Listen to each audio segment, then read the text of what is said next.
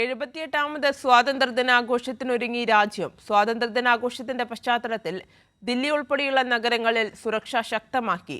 ഹർഘർ തിരങ്ക, തിരങ്ക യാത്ര തുടങ്ങി വിവിധ പരിപാടികളാണ് സ്വാതന്ത്ര്യദിനാഘോഷത്തിന്റെ ഭാഗമായി സംഘടിപ്പിക്കുന്നത്. 78ാമത് സ്വാതന്ത്ര്യദിനാഘോഷത്തിന്റെ ഭാഗമായി രാജ്യത്ത് വിപുലമായ പരിപാടികളാണ് സംഘടിപ്പിക്കുന്നത്. വിവിധ സംസ്ഥാനങ്ങളിൽ ഹർഘർ തിരങ്ക, തിരങ്കായാത്ര എന്നീ പരിപാടികൾ സംഘടിപ്പിക്കും. കനത്ത സുരക്ഷയിലാണ് സ്വാതന്ത്ര്യദിനാഘോഷ പരിപാടികൾ നടക്കുക. പ്രധാനമന്ത്രി നരേന്ദ്രമോദി ദേശീയ പതാക ഉയർത്തുന്ന ചെങ്കോട്ടയും പരിസരവും സുരക്ഷാ വലയത്തിലാണ്. 18,000-ലധികം പേരാണ് ദില്ലിയിൽ നടക്കുന്ന സ്വാതന്ത്ര്യദിനാഘോഷ പരിപാടിയിൽ പങ്കെടുക്കുന്നത്. കർഷകർ, യുവജനങ്ങൾ, വനിതകൾ എന്നിങ്ങനെ 11 വിഭാഗങ്ങളിലായി 4,000-ലധികം അതിഥികളെ ചടങ്ങിലേക്ക് ക്ഷണിച്ചിട്ടുണ്ട്.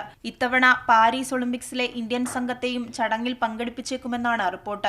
ജമ്മു കാശ്മീരിൽ സ്വാതന്ത്ര്യദിനാഘോഷം കണക്കിലെടുത്ത് സുരക്ഷ ശക്തമാക്കിയിട്ടുണ്ട്.